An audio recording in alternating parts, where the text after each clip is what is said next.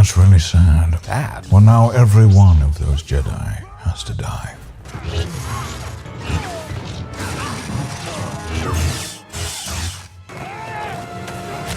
Welcome back to the second half of last week's episode, because that's all this was. There's no reason for this to be a new episode.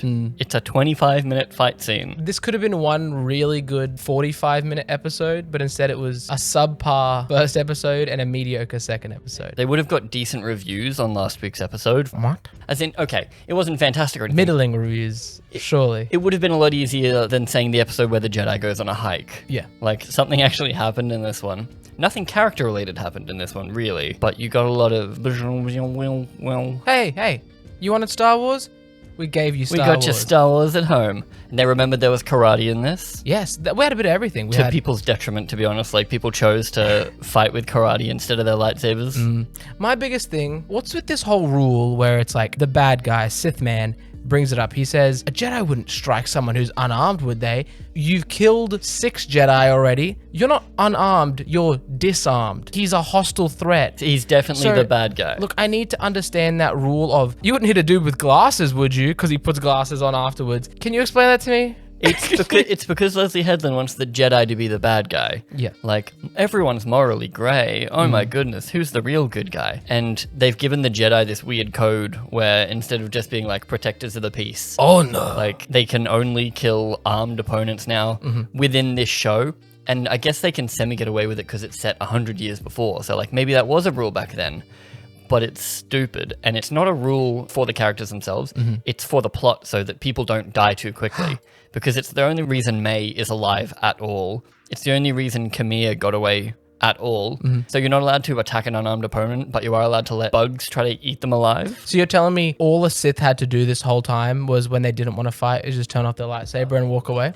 Darth Maul just turns it off and he's like, You have to have a double lightsaber or something. Yeah, if you're like a Sith guy. I did like his though. It was kind of cool. He does like the little... it's a great moment, Rip Jackie. We were wrong. They didn't wake up the next day. She wakes up and there was a fight going on. And we only hear the fighting once she can see it. It's like when a helicopter flies over the edge of a building or something. Yeah. You only know about it there once you can see it. I was glad because they started off showing it all obscured by trees. And I'm like, please don't have the only lightsaber combat be like hidden behind trees and Only like beheadings masked are by hidden, something. yeah. But they didn't. They went like up close and personal. It's all still at nighttime, which is either because they think it looks cooler or it's easier to hide stuff. Didn't you see Obi-Wan? It does look way better than the Obi-Wan fight. Not, I guess, from a choreography perspective. Like, I wasn't blown away by the general fighting, but the lightsabers didn't completely destroy everyone's faces in this. Whereas in the Obi-Wan show, it's either gross red or gross blue, and like that's all you see. It looks so digital. Yeah, like in that shot where Vader's helmet's like busted and it's like the red lightsaber against his face. It's just like so red. It's so colored. But here, the VFX guys realized their mistake in Obi-Wan and they've toned it down a bit. Yeah. That's the whole episode. It's fighting off Camille. We don't find out it's Camille to begin with. We do find out that not only does he float down like Magneto at the end of last episode, he wears his helmet because he is Magneto and he doesn't want Charles Soul Xavier to read his thoughts. That's his excuse for wearing a helmet. Well, we all know that it's all just for writing purposes. It's 50% we can sell a new helmet on starwars.com and the second half is, oh, it's a mystery now because we don't know who he is. Yeah. Even though it's not a satisfying mystery because we knew who it was because he's the only other person on the planet. And the only other options were like her now 50-year-old mother's or the green lady that would have no reason to be around and definitely has male forearms. Yeah. Good job, Camille. You're jacked. All he did was dirty up his arms to keep the mystery. It makes no sense for him to wear it around May either. Like, apart from the, oh, I can be your best friend on the side. I can be this just quirky drunk guy. Like, who is he playing that for? He's playing both sides. Yeah, what does that accomplish, apart from the fact that we didn't think it was Camille for a minute there? That wasn't a good reveal. I mean, I think how they did the reveal was kind of cool. Like, you know, the shot itself was cool. Yes. The character reveal is dumb. Yes. But yes, the visual flair of the guys that directed this was at least all there. Like, that was fantastic. It was good. He didn't like stab her 3 times. Like he turned it on and off 3 Must times. have. Looks sick. It was very brutal of an episode. Considering they cover the beheading in the opening, I'm like, okay, we're not really going to see much. But then we see Yord get his neck snapped. We see Jackie Yes. get impaled. All the rest of the Jedi are terrible. Jackie is a very impressive apprentice. She's very good for a Padawan. The fact that she fights better than Yord and Yord's like a Jedi Knight. Yord with 2 other people couldn't help it. It's very Palpatine. It's the fight where everyone runs in and they die immediately. And then it's like, good job, I everyone did but like the Windu. shot where he impaled someone and then grabbed the person behind him with the Force and brought them Yes. into it. Very efficient. Again, not sure if that was in the script or writing or whether like someone on the choreography team thought it would be really cool. You're almost sounding like you like it. That's I from a purely fight scene aspect, like it had some cool stuff. It had the cool stuff, but like there's 0 character here. Correct. The most we get of character is everyone's a goddamn idiot. Like Yeah. people are the most stupid in this episode. Smilo Ren is stupid because he knocks everyone out. And then instead of just walking around killing them all one by one, I guess he waits for them to get back up. Mm-hmm. And then we have the Yord line of, he doesn't fight. He doesn't follow the He doesn't rules. follow the rules of combat. Like, what the hell? It's hard to tell what he's doing. He doesn't follow the rules of combat. I'm like, It's like, he's a bad guy. Like, how many opponents has Yord gone up against? And how many of them have followed the rules of combat? honorable. I see you're honorable. Like, because he doesn't fight other Jedi, obviously. If you're a Jedi, like, has he only ever fought Jedi? Maybe that's his thing. Like, he's so bookish, he's never been in a real fight. So he's beating the absolute shit out of literally all these Jedi. Like, Yord's terrible. He's just beating them up. But the thing he hits the hardest is the like and subscribe button below. I'm not sure what the hell Sol was doing for the first 5 minutes of the fight while everyone else was getting murdered. Because he waits for everyone else to die. he like gets up off the ground. I think it was just prolonged knocked out. Smilo kills the other people, and then he injures Yord. Osha shoots him, and he tanks a stun gun, which is cool, I guess. I guess maybe his armor absorbed it, because I don't think you can physically do that. Strong. And then he, instead of just impaling Yord, like a normal evil guy would do, he does the whole thing where, oh, a new opponent? I'll go chase that other person that's more important. So then Yord gets to live. Osha escapes into the jungle, and then Sol just appears and stops her from getting killed by the flying lightsaber. So it's like, what was he doing? How did he get so far away? He must have been knocked out or something. Because you can't write in the fact that he wasn't helping people. Well, no, it happened off screen. That's the beauty of writing. If you don't write it, it never happened, and no one will ever notice. So, stupid. Jackie was also off screen doing something else until she just comes across May. She was also knocked out. She was also asleep, I swear. Yeah, Sol doesn't attack unarmed opponents, so let him live. So that's stupid. It's just, everyone makes a dumb decision, and it culminates in the dumbest decision, which is May decides to impersonate Osha by doing That's so the weird. patented perfect haircut with a blade.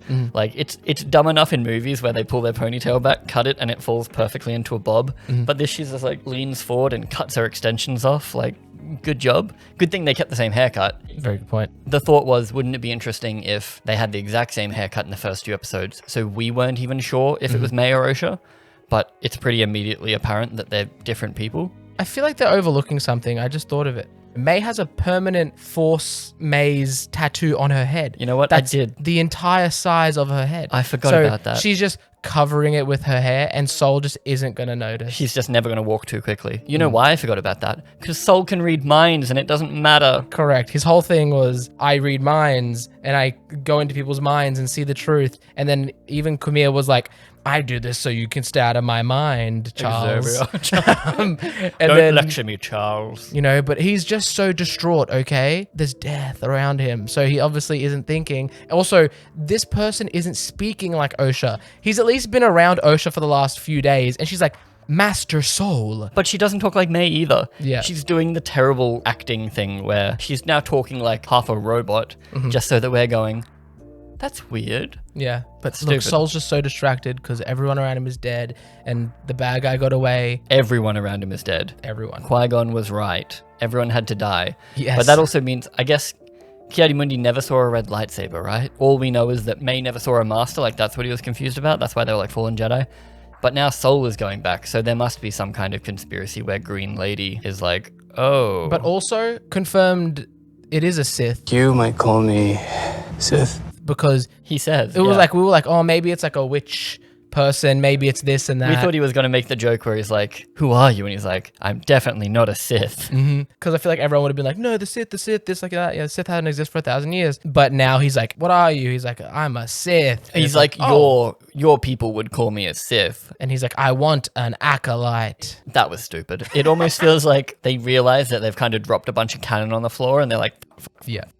That would work if they were filming these week by week. But it's like they wrote this out, scripted it out. they didn't re-go through it. They didn't do like a casting or like an acting table where Yeah. they like went around. Quick, add that into next week's episode. But we find out Kamir's motives, which is, I just want to be left alone. Well, he wants his own religion. Not religion, but He wants to be able to practice his power. I want to be able to practice my religion wherever I want, whenever I want, facing whichever direction I want. towards Mecca. It's them trying to hammer home again that the Jedi don't like other people doing things because of episode 3 where they're like, no one's allowed to teach children. But this guy isn't teaching children, and he's not really even teaching the Jedi way. Like, what way is he teaching? He's Also- teaching how to commit murder, which seems strange. Like, he says he wants an acolyte, but we still don't know why he wants an acolyte. Like, just saying, I want to train It's someone. like every master wants an apprentice. But what makes him the master? Why does he want to pass on? Because he's not passing on religion. He's passing on ways to kill a Jedi. Well, that's his practicing, his ways. But his plan is to kill Jedi, and he's using May to kill the Jedi. So I still don't see his plan. I'm really expecting by the time the end of the show and everything is revealed, it's going to be very, very dumb. I don't think there's another shoe that we're waiting to drop. Like, I think not with him at least. Yes, I think he gave us everything. He's finished. The other shoe is what's gonna happen with the Jedi and how they're gonna try and cover this up. I think that's where they're gonna wrap it up. Especially because they only really have 3 episodes, but one definitely has to be a flashback. We need May's perspective, is what you mean. Yeah. We need someone. We need the what actually happened on Lesbian Witch Planet. And there's also got to be something there from Kamir says to Soul, Who are you? You don't remember me. I sense something familiar.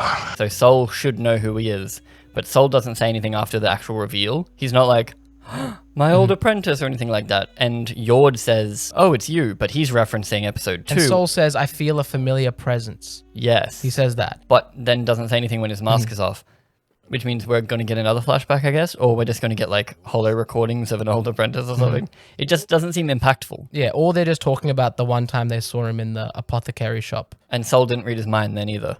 No. Even though Soul, why would you give him mind reading powers? That just makes everything in your story Because it's convenient harder. for when it needs to be convenient. But he's only used it to calm down the crazy person. He didn't use it to prove that Osha was telling the truth about not doing it. He just believed it. Part of me is thinking he's definitely used it again, but he's never used it for a good reason. Like, there's never been like that. Every time it's like he's had a problem that could be solved by mind reading, he hasn't actually used it. Because he's stupid. Or like sensing things. There has to just be one rule with how sensing things works. Because why couldn't they sense when they met Kumia that he was a powerful Sith? Yes. Like, Because he wasn't wearing his helmet then. yeah, and people are just going to say like he was obviously suppressing his power level. Haven't you seen Dragon Ball Z?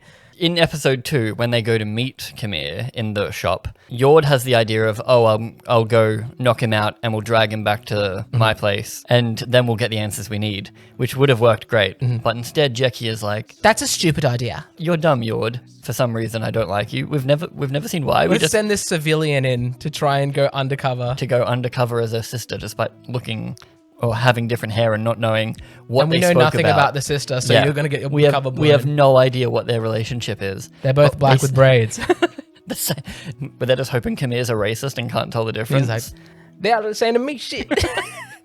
I think they're going for the same thing or the same reasoning as why they couldn't sense that Palp was a Force user. They're No, like, he was under their nose the whole time. But he was he was incredibly powerful, and also he started a war to cover up his intentions. Whereas this guy's just like drinking in a bar. But then also, he might be strong enough that he get like Force heal wounds. Like, I think we might have seen, I don't know, the lighting was a bit funky. It's incredibly hard to see because this episode called Night is completely set at night. But it happened during the day. It happened during sunrise. He like, Oh, it did he's too. saying some like Shakespearean stuff and like, What a pair we are. and like going to touch May's hiney. And then maybe as she turns, it turns from like a gash to like just blood on To skin. just blood, It's yeah. hard to see. Maybe I'm gonna call it and say that's what that it is. Why does everything bring up force healing except the first 6 movies? Mm-hmm. Force healing did not exist in this 60-year period. After and before, though, everybody be force You obviously healing. didn't read Legends. Oh, we also get Beskar armor introduced that Mm. can knock out a lightsaber for a short period of time. Unlike Which- Sabanium. Coin it. TM. Wikipedia, get on it. Wikipedia. It's interesting because it takes away a Jedi's main weapon, so that's fun. But Yeah. also, I love that every time it happens, they look down and go, oh no. And when it happens to Jackie, she looks down, goes, oh no, and then looks back up and he's gone. Yeah. Like, this man is half Batman, half Magneto. And he does it 3 or 4 times in the episode. Yeah, he does Just it like to Soul someone looks twice away. and then to Jackie. And then one time he gets a shirt thrown at him and he's like, tiny Very net. true. Use the Force to be like, zoom. Or use your lightsaber and cut it in half. Jackie decides to beat May up instead of force Jackie pushing does her. pretty good. She's very proficient in combat. Jackie is very cool. Rip Jackie. R.I.P. Jackie. Everybody dies. She has a cool little fight scene with she uses 2 sabers and she's doing lots of spins and stuff. It's pretty cool. impactful because it feels like the rest of the show has been super cartoony the way people are treated, like the kung fu fights, and then like the very obvious death of Indar in episode 1, where she's just like, oh, tiny knife, it killed me. Whereas in this, people are just getting like absolutely destroyed. So it was, I was like, whoa, okay, Yeah. wasn't expecting that. It was refreshing to be like, oh, this is an adult TV show now. Yes, if you can turn your brain off, I think you might like this one. We mentioned only briefly, but May decides to be Osha now because that's her grand plan. May is stupid in this episode. Does she want her life? Well, let's go through May's journey real quick. May, for the first 2 episodes that she's in, wants to murder the 4 people that she thinks murdered everyone on her planet. Correct. Episode 3 tells us that May killed everyone on her planet, even though it's probably not true and there's shenanigans afoot. Episode 4, halfway through the episode, on a hike, May decides that I'm going to go rescue my sister, hang out with my sister. My sister is the only thing that matters to me. My loyalty is to my sister. Correct. Now that I know she's alive, everything has changed. I'm going to turn myself into the Jedi. Then she is able to, like, she gets confronted by Jackie. Instead of saying, okay, arrest me, she suddenly decides, no, I'm going to kill Jackie now. Because she tries multiple times to cut Jackie in the neck. And then she tries to take over Osha's life, and we know that Kamir is still alive, and she abandons her. She could have very easily picked up Very Osha, true. taken her to Sol, and said, dude, I'm turning myself in. This was messed up. I've got my sister. Let's go. Like, arrest me. Like her original plan last episode was arrest me. I don't know what changed. What does her master being there change? I guess she could be like, oh, I'm more afraid of him now, but why abandon your sister? Yeah. Like, that was- getting the hell out of there makes sense, but abandoning your sister? It is funny that Kamir, the whole time, last episode, running through on his hike, his big bag just had all his evil Darth Jedi stuff in it. Yeah. Like, he's just running around with that. It's like clanking as he walks, and May's like, what the hell is that? And he's like, nothing. Water bottle? My new Frankie Green. Cheers. They're going to get found out because the beaver knows the difference between Yes. May's scent and Osha's scent. The beaver has the little droid flashlight. Oh, yes, he also picked up Pip. And he's going to be like, you don't smell like... Yeah, will Pip know? Will Soul understand him because Yord was the only one who knew how to speak? Fuck. If that's if it's the whole the dog is barking at the clone. Yeah. And it's like, oh, shut up, you dumb dog. It's Get outta here." Scooby-Doo. Where's a murder mask? Mary Jane is a man in a mask. Mary Jane is a man in a mask. The people who write this show probably love to smell their own farts and think they're the greatest because they work on a Disney property now. But the writing was the worst part of this episode. 100%. Like, especially the parts with our main character. Like motivations. Yeah, it's like, this is the first real meeting between the 2 sisters. This is the first time they can communicate and share words. And instead it's a terrible fight because they're the same person. So It turns into like the same thing where like when they were kids. So maybe they did a good job with like a nice through line there of even when they are Oh, you enjoyed the line? You were never good at blocking. No, didn't say that. I also like No. that she fell over a little cliff and knocked herself out again. So that's 2 episodes in a row that end with... Just main character gets knocked out. Well, we needed her to somehow change clothes with the other one. Yes. Oh my god. What story are they telling? Like Oh when my you god, when you they're pitch... telling this. This is Lindsay Lohan. That's what I'm saying. It's Parent Trap. This is It's Parent worse Trap. Parent Trap. This is Parent Trap. But what I don't get is what story are they telling? Like when you pitch this story as like what's your 2-minute pitch for this? Two of the most powerful Jedi, but ripped apart from each other at birth. One a Sith, one a Jedi. Their paths will cross eventually. Put a chicken in it, making gay. Can my wife be in it, please? Can my wife be in it, please? Please. She's good with being bold and green. Oh, this could be Plagueis, I think, technically. Camille, I think could be Plagueis. I saw someone say I'm something not sure. about I think the Plagueis age is around works or out. something. Yeah, because Palpatine is born in like 20 years, so this guy could get old and then train Palp. But also he could like control life and death, so surely he was... This guy can force heal, and he is the most powerful Jedi we've seen. in canon. So what if the pitch is actually this is Plagueis? Plagueis learnt it from the lesbian space witches. But why wouldn't you just do an evil-oriented story rather than making that the big, oh my god, like why put it in your Acolyte TV show? Plus, if they're pitching this as Kill Bill meets Frozen, there's only murder in the first 2 episodes. Frozen is sisterly love. There's barely, they don't even see each other or like each other. Like there's no real familial connection. It's funny that there's no chemistry between the 2 sisters considering they're the same person. Yeah. Like how do you f that up? What are you pitching this as? Because if you're pitching it as it's the fall of the Jedi because of their own hubris or something, then it's too messy. Like we're all over the place. It's less a piece of rope. It's called a thread. Oh my god, he's one-upped me, my one-up. So I'm thinking, so you know how a thread, like the Force, is like lots of interconnecting like twine, like mixed around or like rotating, that's like a rope, right? Okay, now I understand this metaphor. Sure. Okay, this is more like spaghetti. All right? A bowl of spaghetti. A bowl of spaghetti. So they're trying to do like all of these stories interconnected, but instead they've written storylines and they've put them in the spaghetti bowl. I think part of it is the fact that they have 8 episodes to cover and they have probably about 3 episodes or they have a movie length idea maybe. And then Disney is like, cool, now make it into an 8-part series, half an hour each. So that way you need to make each episode end with a bang. So now they're like, Corbin can die in this one.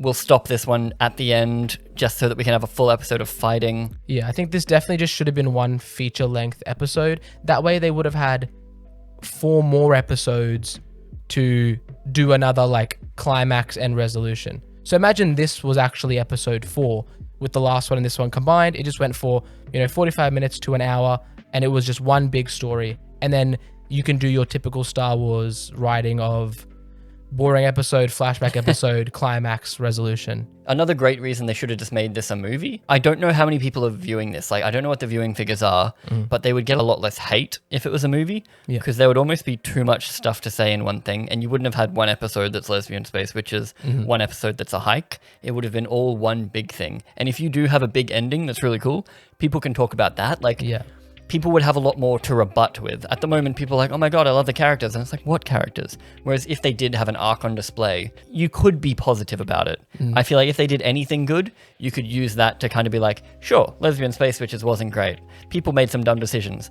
But damn, that fight in the middle of the movie, that was crazy. Like, you would have something to come back on. Instead, this whole series is just like stained by each episode having something horribly memorable in it. Yeah, it makes it unwatchable because now you have to watch through a bunch of crap just to get to anything halfway decent. Like if I ever wanted to watch this episode again because I thought the fight was cool or Camille was badass, I would have to sit through lesbian space witches. Well, I mean, you don't have to watch that. I could just go on YouTube and type in Camille smashes that like button. Did you like it? Did you hate it? Did you subscribe to us? All questions we'd like to know. If you liked this episode, let us know in the comments. If you hated this episode, let us know in the comments.